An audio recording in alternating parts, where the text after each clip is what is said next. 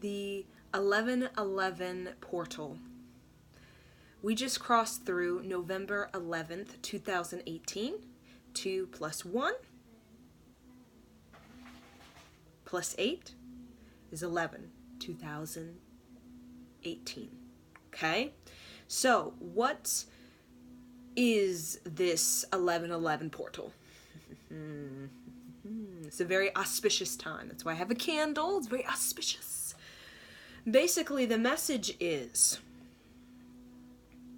you will get what you want if you match the caliber to your projection. So some of you guys may be like, what does that mean? What does that mean? Okay, so 1111, it is the sound current, okay, that gongs throughout eternity. And within that sound current is infinity. So when we connect ourselves to the caliber of infinity, our projection becomes infinity. So what that means is we have a high intelligence, a high respect, a high gratitude, a high compassion. So how does that help us get what we want creatively? A lot of us have this projection of success, but we do not have the caliber to hold it. So we may have these temporary, I like to say, infatuations with success, or infatuations with this vision for our abundance, for our creativity, for our health and well-being, but we do not have the caliber in which can move time and space for us. So that's why we have mantra, that's why we have yoga, that's why we have all of these technologies that are for the union of the mind, body, and spirit to get time and space moving for us. And how we do that is creating a very consolidated caliber of authenticity. Because 1111 is very much, the 11 energy is very much being so in sync with creation, being so in sync with synchronicity, okay, being at the right place at the right time, being so intuitive in that creative fluidity that we cannot help but be where we need to be to receive. So that's very much about the 11 energy, the sound current. We are sound and we are light. And sound can be manipulated, as we know, and light can be manipulated, as we know. But what we are trying to do is to get a very impactful and pronounced sound of authenticity that's very unified within the mind, the body, and spirit. So it creates a projection that projects onto life very clearly, very distinctly what we are not, and what is our caliber. So when we don't have that caliber, a lot of times our projection is this infatuation. It's pixelized, meaning when it's pixelized, it's kind of just not very clear, it's not very clean, it's not very well put together, because we're not well put together. So how we bring that projection or that pixelized infatuation with our health or with our creativity or with our overall presence, because it's not so much we are chasing, we are gaining, or we are attacking life. It is we are creating a presence within our vibratory field or electromagnetic field that easily brings us into the right place at the right time. So that caliber, how do we create that caliber? It's not an overnight. A lot of, it's you do it one day and then you have this very clean, clear, direct, impactful visualization for your life experience. A caliber, a lot of us, majority of us on this planet, we come from such a low caliber, okay? Meaning our whole lower chakra is quite wanky. And that really reflects in our lack of understanding of what's going on in our body. Okay, that when we do not have a connection to our lower chakras, we have no idea what's going on in our body. So we may have all of these kinds of wanky things, but we are just kind of, we don't understand what's going on. So the lower chakra part of ourself is the caliber. That's where we hold the caliber. That's where we hold our foundation. That's where we hold our self-esteem and our worth. And that is pretty much our caliber. So self-esteem and worth are probably most of the challenging things to develop in a lifetime. It could take decades because of the projection that we have is not true to authenticity. So then we lack integrity, and then we lack dignity, and then we maneuver ourselves with a sense of, I can't get what I want, so I have to persuade life to give me what I want. So then when that persuading becomes, we lose all sense of truth to who we are, to be true to who we are. We lose that in the state of trying to persuade life. But the presence of the 11, the sound gonging throughout eternity in infinite ways, is pretty much, our presence becomes so extraordinary that life itself cannot help but open up an opportunity for us to keep going with what we're doing, because life is constantly wanting to refine and redefine itself. Life does not want to be this same repeat, because it's so dull, and that's dud. That's what we call like a dud life, or dud generation, or a dud legacy of generations. Same, repeat. Life creation itself is a creative power, creative impact, we could say. And it's constantly refining, it's constantly redefining, it's constantly in a state of renewal and resurrection and revival. Okay, so when we are very much the ambassador of that, life itself can't help but move us into our destiny, not into our fate, because a lot of us are like thinking our fate is to be success that we're so infatuated with. But then that fate, it becomes, usually it's entitlement, and it's coming from a lack of self-esteem and a lack of worth. Because this whole fate, I am fated to be these certain things, a lot of times it's just, we're not putting energy. There's no energy behind fate. It's kind of just like we're walking around and we're just doing that. While destiny is more so of a union with your mind, body, and spirit. It is a relationship with life. It is a relationship with yourself. It is a relationship with your choices. It is a relationship with your cause and effect. That's more of destiny, where you are directing destiny. You are leading destiny. So it's a level of leadership. While fate is more so of, I'm just going to kind of just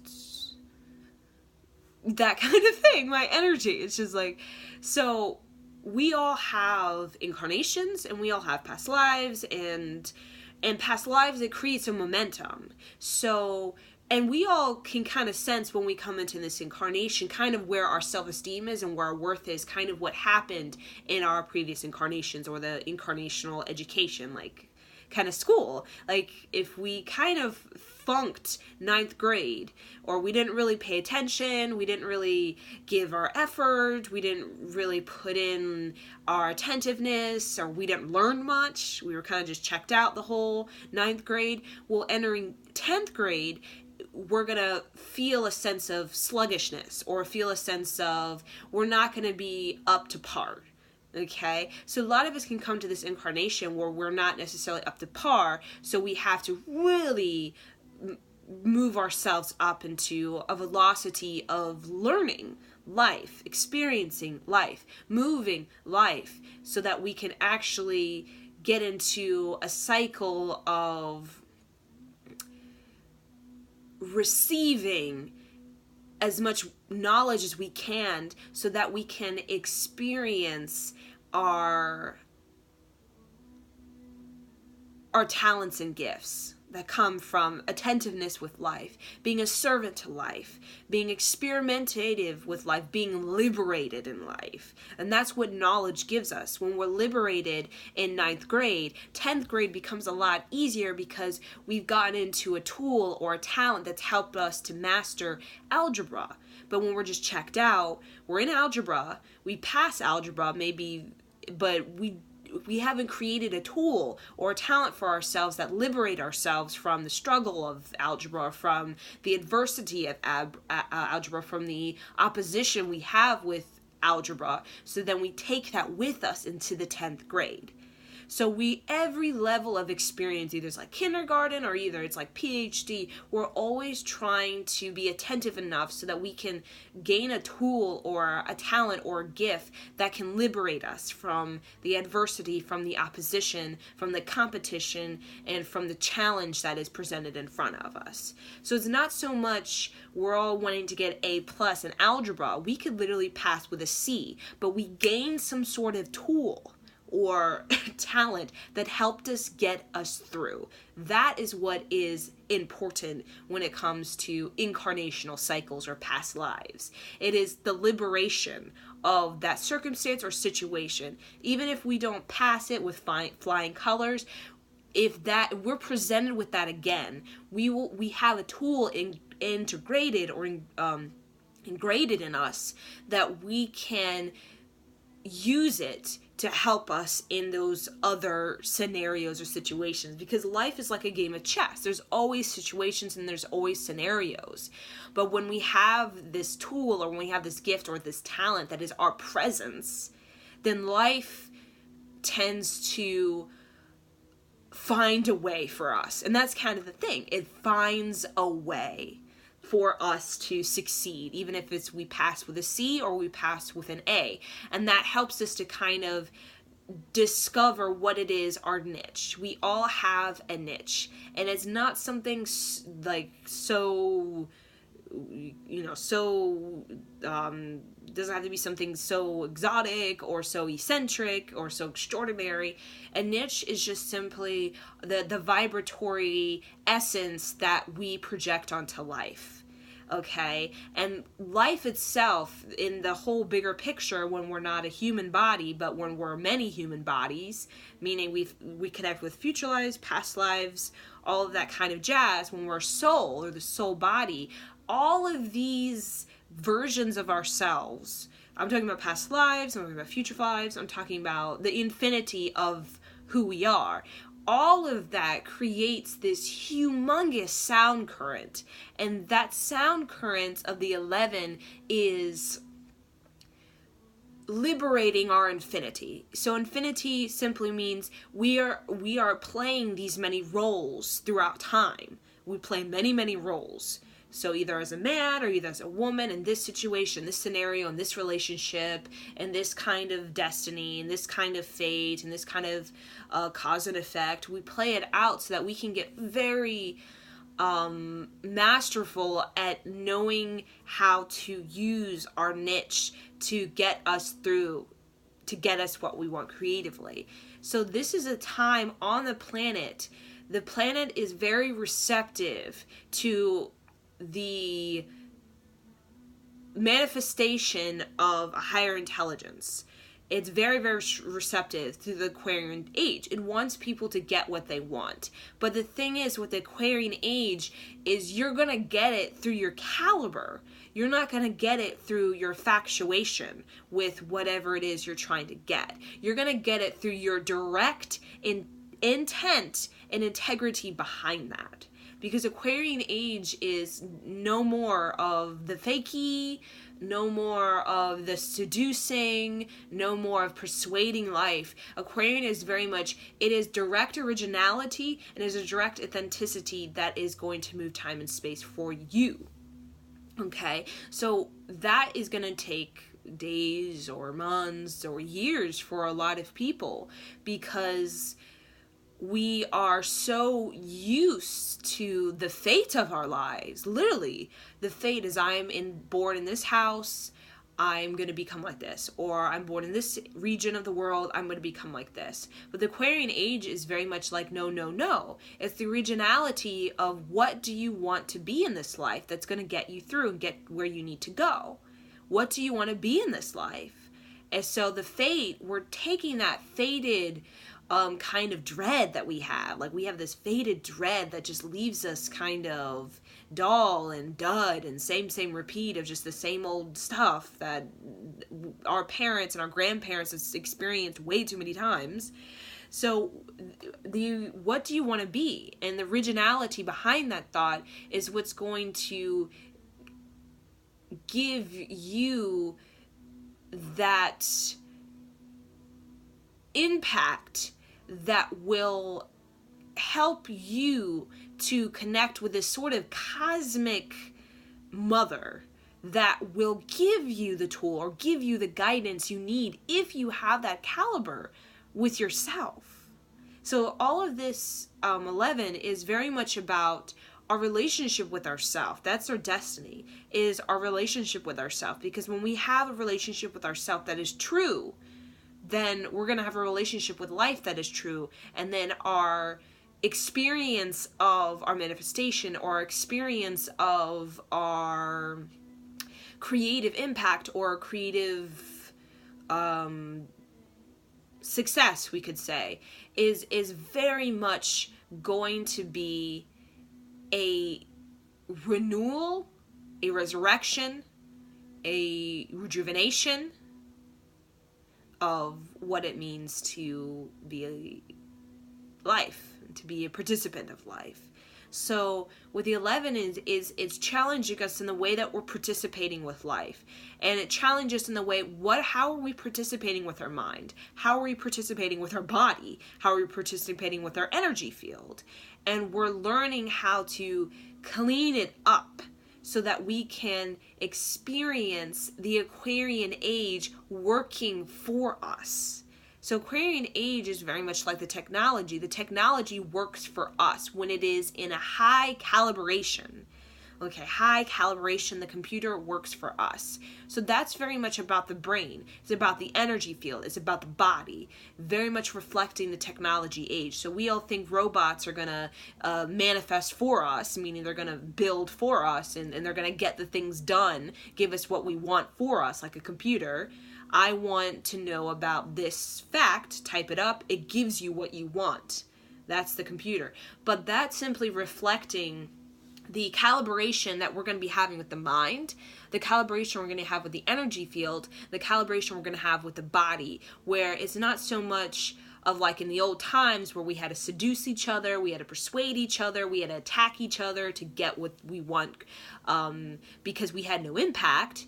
We had no synchronicity or connection to the fluidity of being at the right place at the right time. We had no idea how to be at the right place at the right time. Even when we're at the right place at the right time, we still had no clue we're at the right place at the right time, and therefore we did not do what we needed to do to get the thing that we needed, being at the right place at the right time.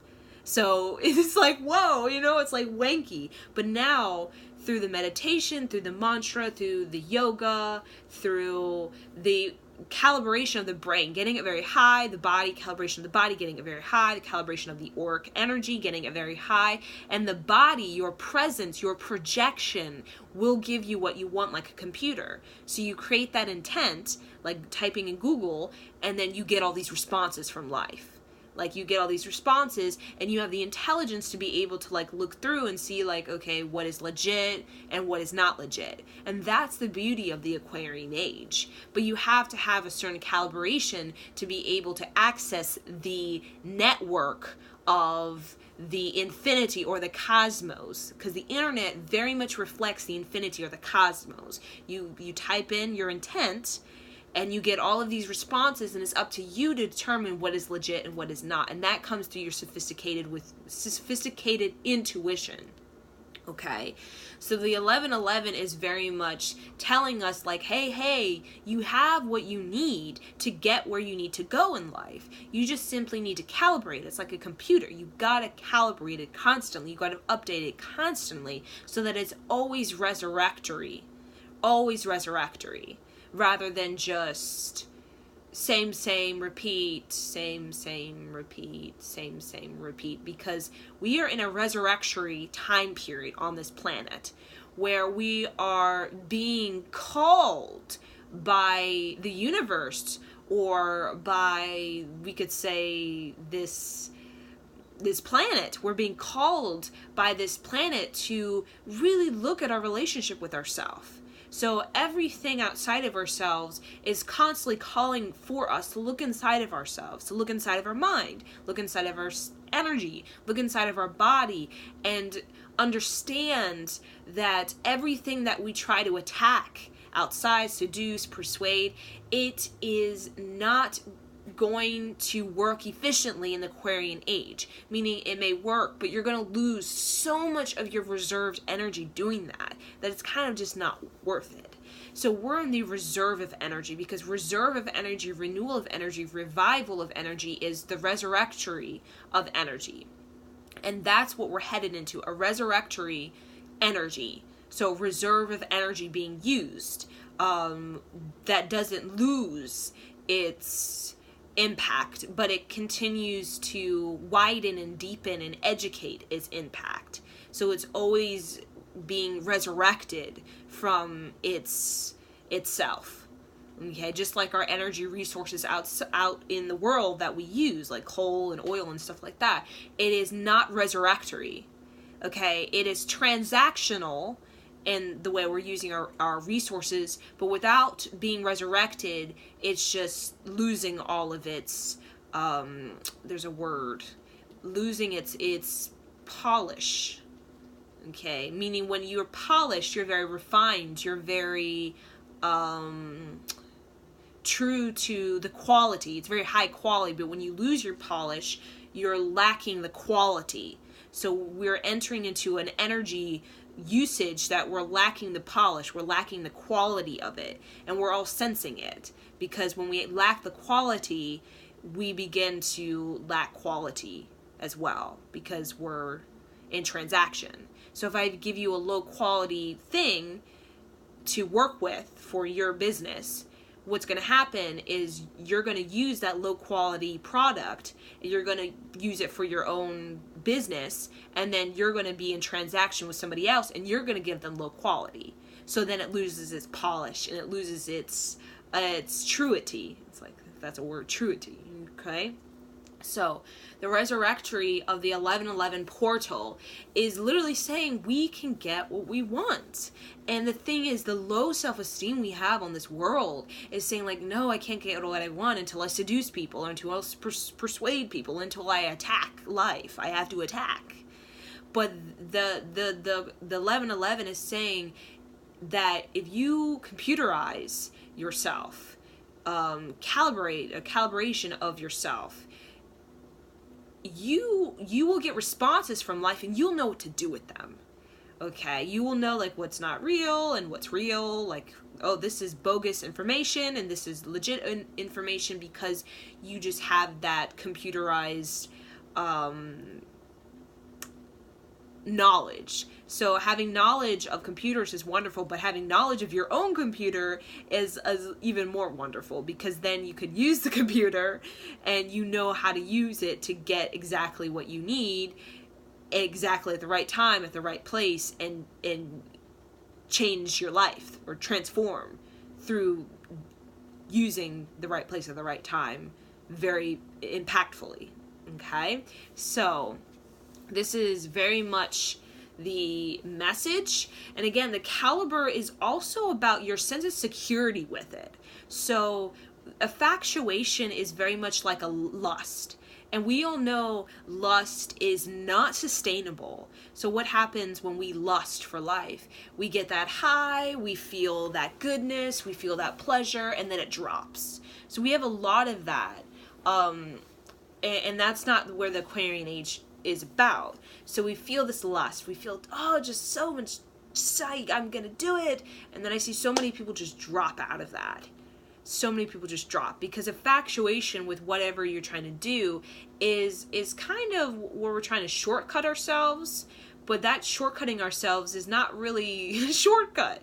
Okay, the calibration of your mind, body, and spirit through yoga, through mantra, through using a tool or a technology or a talent or gift that you have with yourself that's your niche to get you through, that will give you a caliber that can literally take away all of the seducing, persuading, attacking life, and you lose your creativity, you lose your authenticity, and then you get what you want, but then you don't really know exactly what you're doing, and you don't really know how to evolve it because you don't know how to evolve your own internal computer.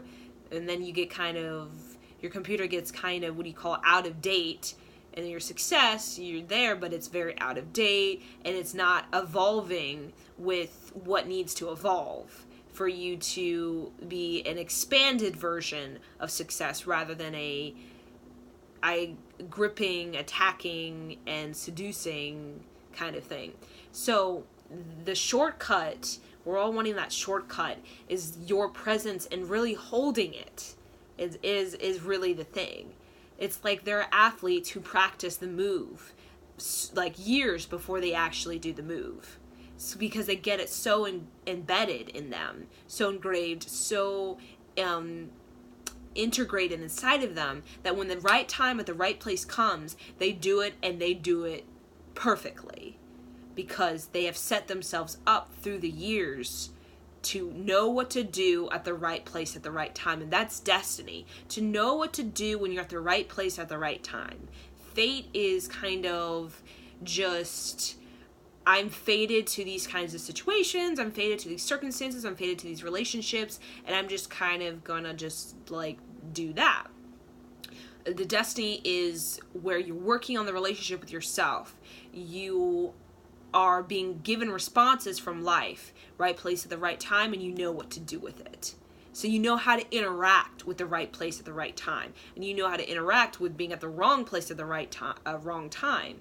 But you're never really in the wrong place at the wrong time because you are so geared. You know how to work your gears of like your computer or like your car, so that you're never in the wrong gear for too long. And then what happens? Your car starts to like turn wanky, and it starts to just not work for you because you were in the wrong gear for too long. Okay, it's like a car or something like that. So working, that's what I'm saying, the body is your wonderful, wonderful, wonderful machine. It's just the reason we have this lackluster with life and this lust with life at the same time, that is not really consistent, not really reliable or dependable, is because we've been taught by our fated lives, that we don't need to have a relationship with ourselves. We've been taught that we don't need to have a relationship with ourselves to get where we're going in life. So just work hard, play hard, and you'll get where you're going. But the Aquarian age is like, no, that's not really going to work because the Aquarian age is so sophisticated. Meaning that, look at the technology age. It's so sophisticated. Like, if you're just going to work hard, play hard, you're going to fall short so many times because you're not going to have this sophisticated, like, way of how to move time and space and how to be agile and how to be flexible with, like, all of these very complex scenarios you're presented with. So complex that you have to act like, whoa. So if you're just work hard and you have no relationship with yourself, then you're going to find it a lot more challenging to be able to make those decisions you need to make at that time to evolve. Because Aquarian age is about, we're evolving really quickly out of the demise of the Piscean age and evolving really quickly into a more resurrectory usage of energy rather than transactional deplete kind of structure that we have on the planet right now.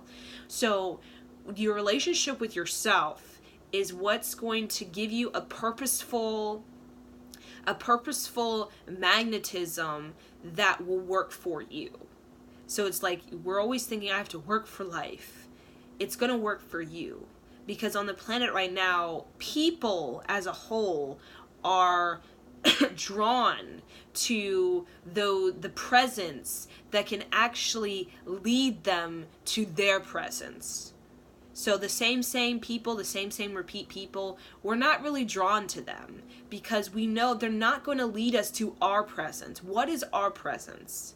What is our sound current that is most native to, like, the impact of, like, we can move time and space, literally move time and space. Like, we're not disadvantaged because of time and space, but we know how to move it. We know how to liberate it. So that's why the whole work hard, play hard, we may get somewhere in life, but we're gonna, like, use all our reserve energy to get there. We're gonna be kind of confused. We're not gonna get what we really want, or we'll get, like, a fraction of what we want, but we're not gonna get the whole picture because we didn't have a relationship with ourselves, and therefore we didn't really understand what is our royal gift in this life that is we are meant to experience, and how can we experience, like, the total the fulfillment, meaning of, like, the relationship and of, like, the prosperity and, like, the self-awareness and all of these kinds of things. So the relationship with the self is going to have a relationship with planet Earth that's very fulfilling, and not fulfilling in the way where we are in a lust with these temporary things, like in a lust with it, or infatuation with life. We get very solid with our life. We get very, we evolve with life, and the evolution of what it is that we're doing becomes our success, really. Okay, so these are kind of teachings inspired by Yogi Bhajan. Study him a lot, so I get a lot of messages, kind of streams of consciousness from Yogi Bhajan. But this is just very much about the 1111 portal that we just went through. And I hope that this video has impacted you in the way that has helped you to get a relationship with your mind, body, and spirit. Because the technology of the technology age, without the technology of your body, your mind, your energy field, you're going to have no idea how to use the right place at the right time to actually create quantum leaps in your life. So the quantum leaps are here for you, because Aquarian age is like quantum leap. You get intent, you write in Google, and then the quantum leap is when you get all of this responses, all of this information. But if you have the quantum leap, are you actually going to have the intelligence to actually know what to do with it? So that's the thing, the question. Like, a lot of us, if we have this projection, but we have no caliber, we may get, like, a piece of that projection, but we just don't know how to, like, unify it with, like, the other facets of it, because we haven't done it within ourselves. So anything that you're wanting to project out or wanting to create without, you have to get it very consolidated, and you have to get it very put together within yourself. Okay, put together within yourself, because it's like within is without. So when you're very well put together with what it is, this projection, it doesn't even have to be like a cognition, like a cognitive this, and that, like an organized Virgo list. It can very much be an expression. It could be in a creative broadcast or a creative visualization, like Nikola Tesla. He had all of these visualizations, but he had to go through years of schooling, years of meeting these different scientists and going to these different places to really give him the right place at the right time for him to evolve his visualizations so that it could be right, meaning it could be functional.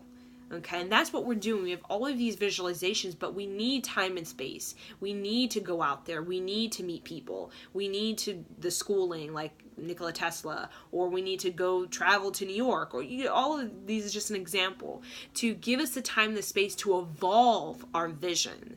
So that's why, like, a lot of young people, they have this vision and they just like go for it then and there.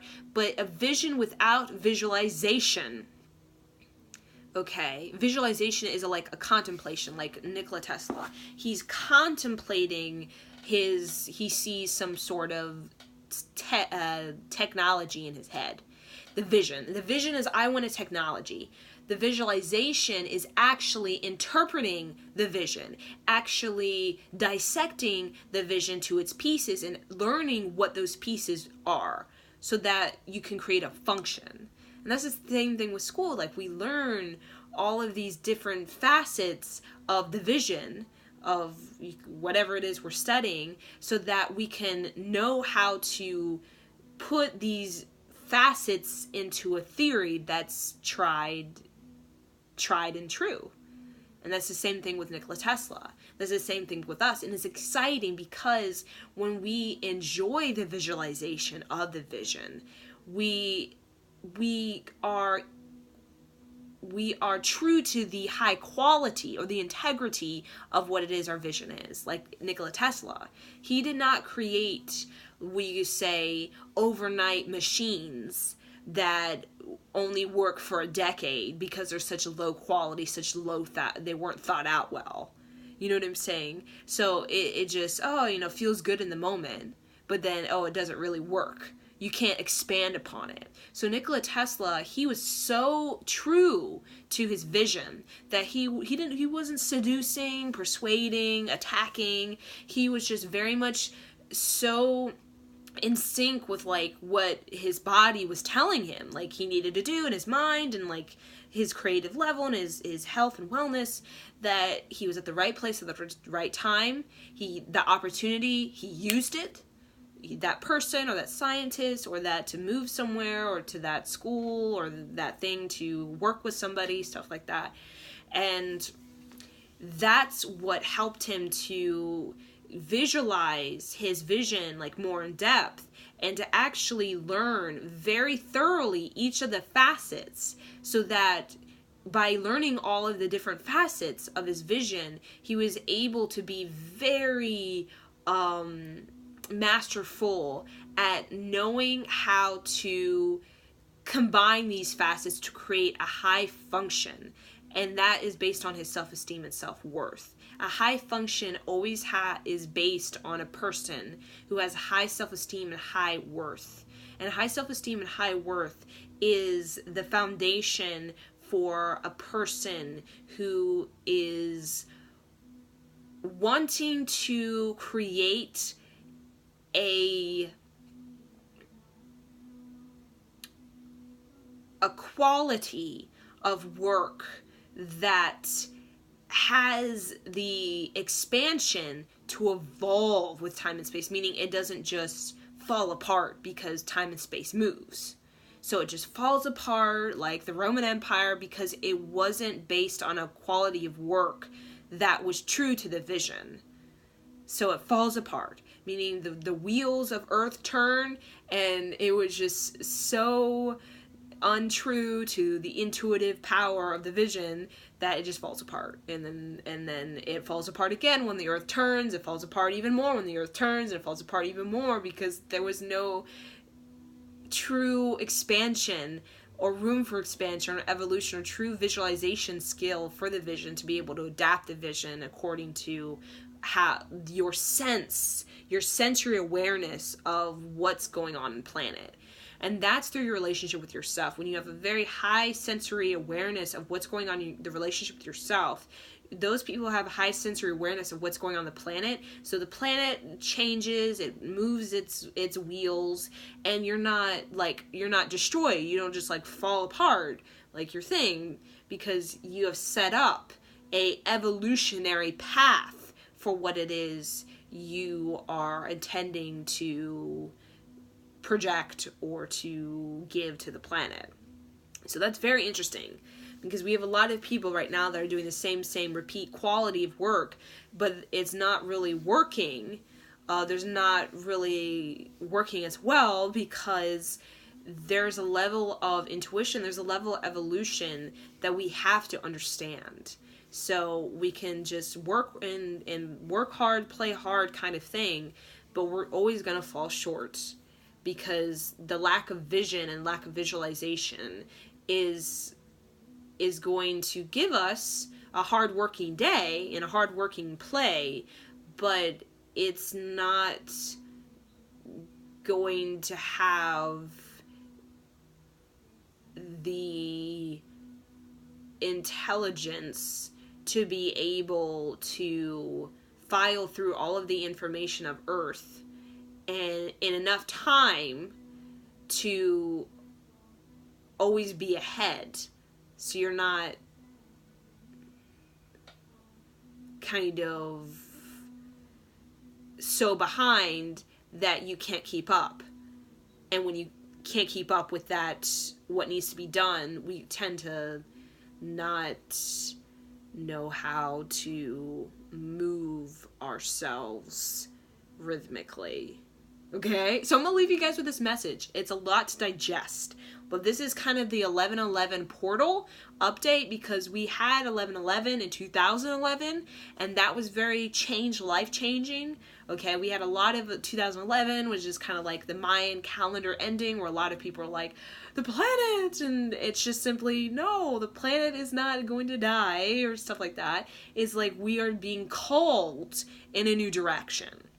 And those people who have gotten so far behind, meaning they haven't kept up, they haven't been ahead of the changing tides or the changing times, it's like you got so behind that you can't really keep up. And that's as a planet, we've gotten so kind of behind with our evolutionary necessity to graduate 9th grade to 10th grade to 11th grade to 12th grade that we can't really keep up, and therefore we don't really have the intelligence to move rhythmically because we're still working on these things when the planet is like, let's do these things.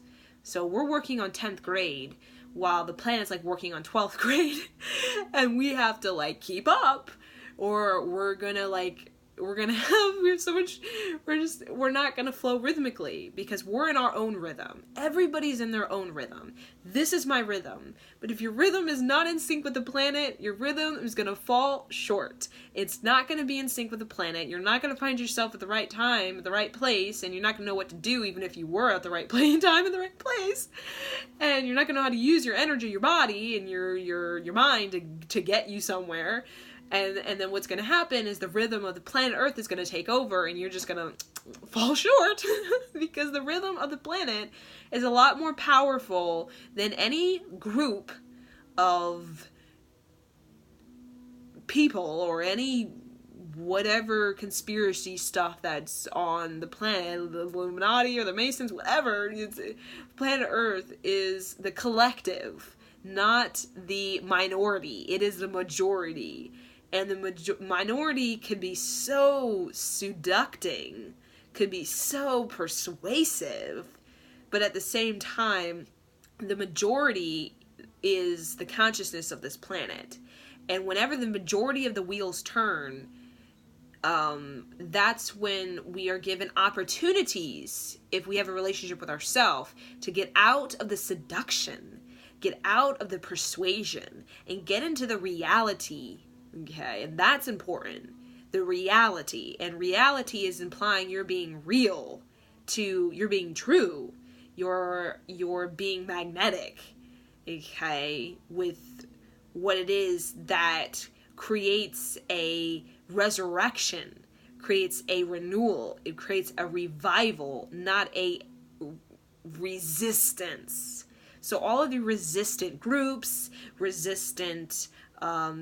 you could be revolutionary groups, resistant revolutionary groups. I mean, we have so many going on right now and in different places on the planet. Even resistance as in you're feeling resistance economically, it could be socially, it could be racial. All of the resistance is simply because We are not in resurrection. We're not in renewal. We're not in revival of possibility. We are in resistance. And that resistance is simply the inability or the lack of relationship with yourself and with the planet to actually trust the evolution of the planet, and trust the evolution of the planet is guiding humanity and all earthlings into a new dawn. So if we knew that during like the whole African slave thing, we would be resurrectory with the whole evolution calls for no slavery and not resistant. But the resistance simply means we're not intuitive. We're not intuitive. We haven't kept up with the changes of the times. And therefore, we don't know what to do because we're in 12th grade on a planet, but we're still in 9th grade, still learning about what slavery is. While 12th grade is very much learning about what creating constitutional rights is. So that's why we always have these intuitive, we could say shamans and guides that have been here even from the Mayan times, that have been very devoted to just the planet, interpreting the planet's messages either through animals, either through the sky, either through shamanism, like with just sacred rituals of ayahuasca or, sacred ceremonies.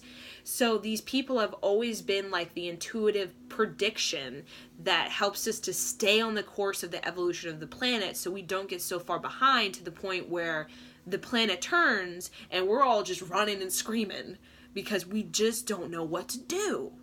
So that's why we have intuition, because when the planet evolves or rotates its wheel, like the Mayan calendar, it rotates its wheel, we're not running and screaming like, oh my gosh, like everything has changed. What's going on? I don't know what to do with myself. It's like, we have a lot of that, and when we get into the intuition, it's like everything has changed. Okay, let's do it. Everything has changed. Okay, let's do it. And that is kind of what the Yogi Bhajan said, like, you got to keep up. You have to keep up with your mind, you got to keep up with your body, because there's always some quantum leap is happening on the planet. Either it's in Iraq, either it's in Japan, either it's in the US, either it's in like North America. There's always a quantum leap happening in some religion, some civilization, some economy somewhere.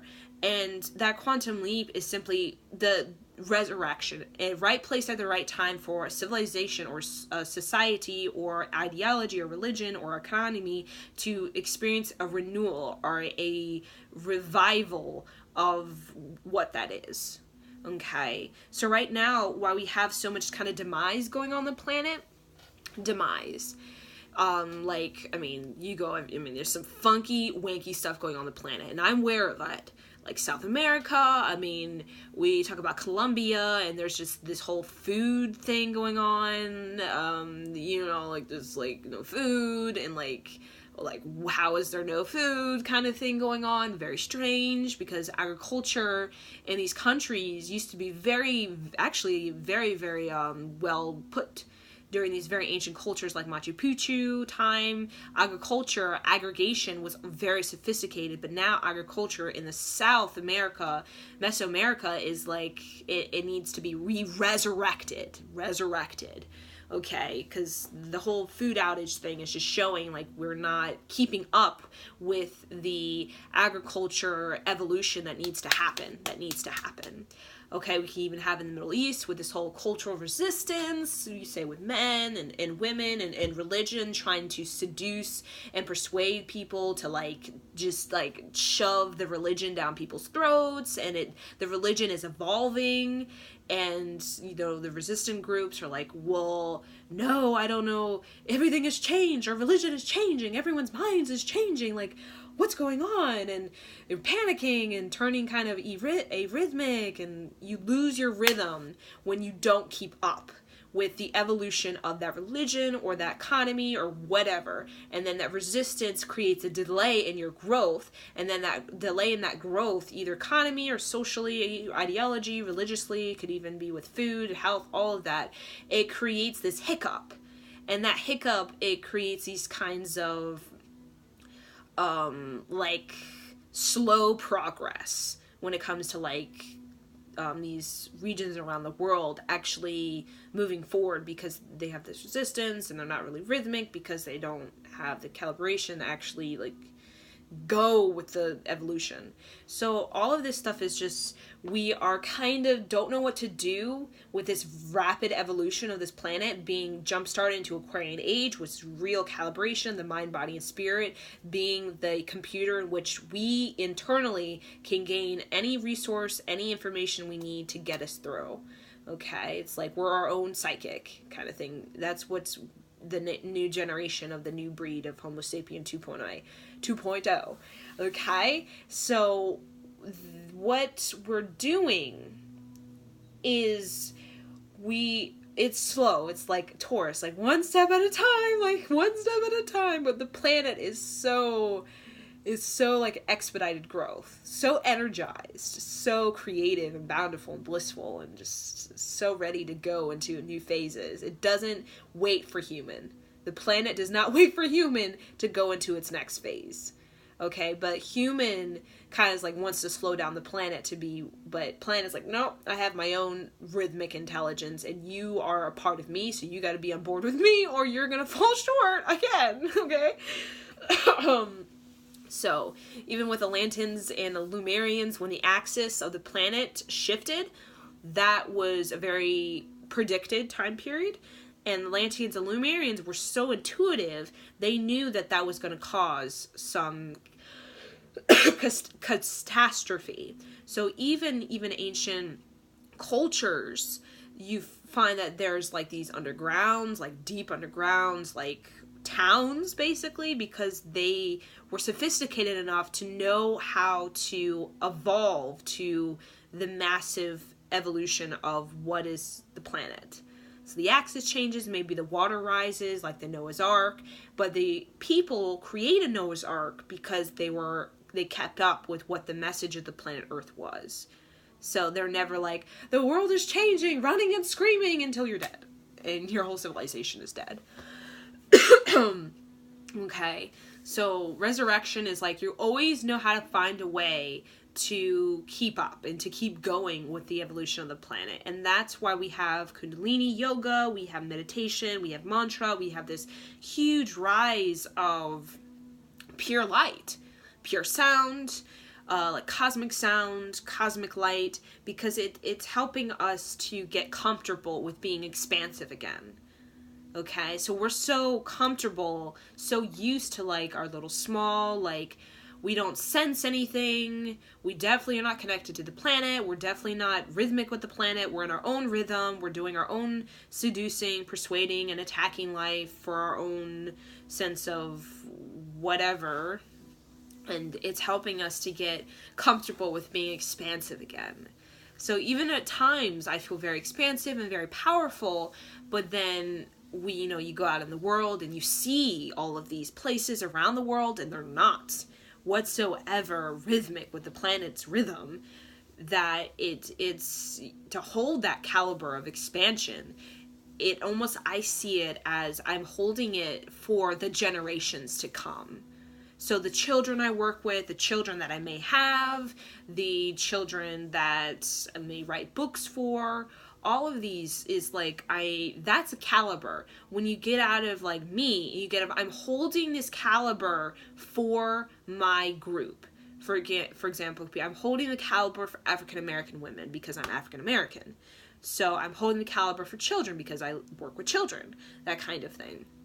So that's kind of a caliber when you get out of your own sort of self-importance projection of where it's just like, I want it because I have issues with my self-esteem, and I have issues with like my security and my sense of, worth, and I want to prove something, I've got to prove something to my ego and all of that kind of stuff. When you get out of that and you get into like a caliber, it's like I want to hold a presence, not just a success like some Hollywood directors where you look at their presence and you're like, whoa, you're like creepy dude, creepy, okay? No sort of kind of connection to anything besides their own kind of wanky alignment. And we are creating presence, because presence is our caliber, and that's what penetrates generations. Okay, that's what penetrates, not the success, but it is the presence that penetrates generations, and in such a way that penetrates a generation to develop an even more refined and even more impactful presence or rhythm that is in the rhythm of planet Earth. So when you're in the rhythm of planet Earth, you're at the right place at the right time. Your idea is at the right place at the right time, like Nikola Tesla, and you're given everything that you need, but it might not be easy. Again, like Nikola Tesla, he's been probably ripped off and scammed and all kinds of stuff, but he still used that core opportunity to refine his vision, so much so where he can master a facet that he needs to master, because that facet needs to be incorporated in his function or his scientific technology that can complete the technology, so it becomes a high quality technology, not just a low quality technology, because it's missing a facet that is very fundamental to the high quality work of it. Okay, so that's why we may be scammed, we may be tricked, we may lose all our money, like kind of Nikola Tesla and stuff like that, but we're still at the right place at the right time, and we're still using that core opportunity to learn what we need to learn so we can add to the vision that we have. Okay, so that's not missing all of the stuff, okay, that happens and scam and da-da-da. We just, our Apani body gets so strong, which Apani is about like releasing like the stuff we get so offended about, like releasing it so you can keep it moving.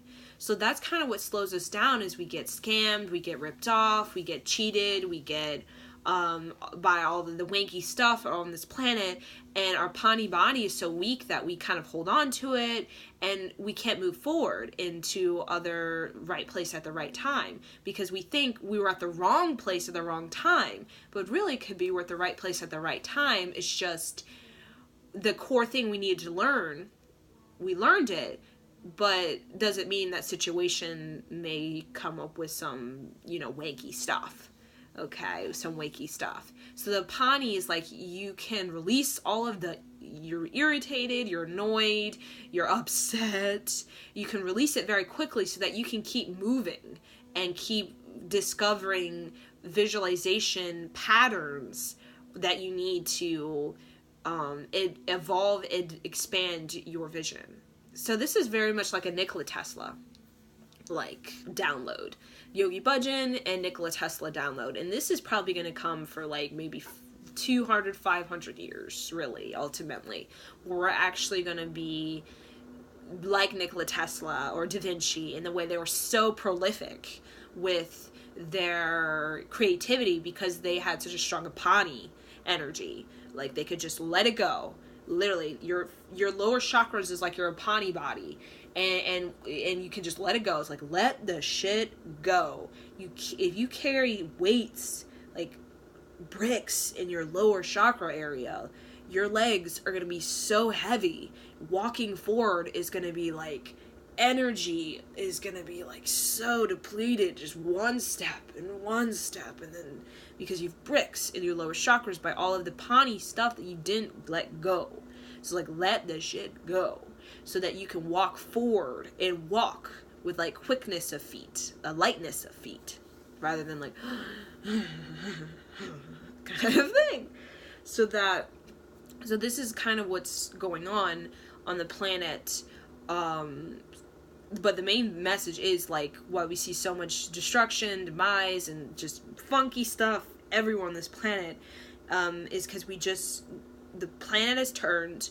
We've lost our intuition over the patriarchal thousands of years, and now we're just kind of dumbfounded of like, okay, everything has changed, but I don't know what to do. And that's what's causing these hiccups, and that's what's causing these resistance. that's leading to demise, really, in these sort of areas. And then that demise kind of turns into delay, and then you don't know what to do, and then you just start kind of lusting over the infatuation with things, and then lusting over yourself, and then that turns into kind of a dud, and just not knowing what to do with your time on Earth. Okay, not knowing what to do with your time on Earth, and that leads to all kinds of distractions and addictions, and just using your energy for just gossip and just sex, and because you just don't know what to do. You just don't know what to do. So that's what we're doing on the planet, is we're evolving ourselves, we're calibrating ourselves to match the calibration of the planet. That's really being calibrated very, very high, because we need it to get our junk planet's ideas out and get the actual legit planet ideas integrated into economy, sociology, ideology, religion. Okay, and that's the resurrection. Getting rid of the fake stuff, getting in the real stuff that actually is going to give us a resurrection balance in economy, sociology, ideology. And that is all coming from the relationship with the self. Relationship with the self. So your great success, and I said this in another video, it is not how hard you can work, because we can all work very hard. It's how your relationship with yourself, that's your success. The relationship you have with yourself, because that creates a presence, that creates a gratitude, that creates an intelligence, that creates a harmony, that creates a rhythm, that creates creativity, that creates healthy relationships, healthy patterns, healthy eating, and that overall creates a relationship with the planet where you are a participant of the planet, for the planet. And that's brings us a presence that penetrates generations. So we need people who can penetrate generations, not just penetrate themselves and just a little group, who can penetrate generations, because it's the generations, the collective of the generations, that is going to decide the destiny. So when we are just penetrating our own sort of self-importance, that doesn't have a presence that can impact the generations, that can penetrate the generations. And what that does is it creates faded generations, like in Africa. Maybe I'm fated to get raped. I'm fated to get some sort of disease. I'm fated to get some sort of where I'm dehydrated or I have lack of food. I'm fated to that. That comes from success that's self-important. So presence is not what you say, not what you do. It's like these yogis or these high saints or high ascended masters, where their presence penetrates a generation to decide their destiny. So it's not, I'm fated to not have food. No, my destiny is I am going to find a way, a tool, a teaching on how to get farming in the desert, and I'm going to do it. And that's going to be my destiny. So you see what I'm saying? It becomes, you're motivated when you feel you have destiny, because you feel like you have choice. But when fate is like, you lose your charisma. You lose your charisma, and a whole generation without charisma is a demise. A whole generation without charisma is a demise. So presence is your success, because it penetrates the generations, giving them a charisma. And a whole generation of charisma, that's going to be very powerful. Very powerful. Okay, it can't be just your success, your self-importance, but then you're just by yourself. And then while everybody else is in demise kind of thing, that is not success. Because success, it creates it creates leadership, it creates generation. Okay. A generation of charisma, a generation of presence.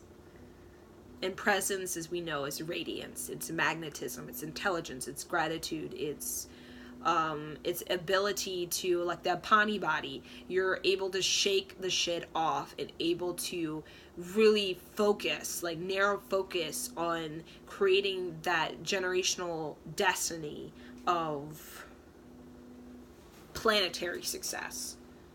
Planetary success. Planetary success. So thank you and Satnam.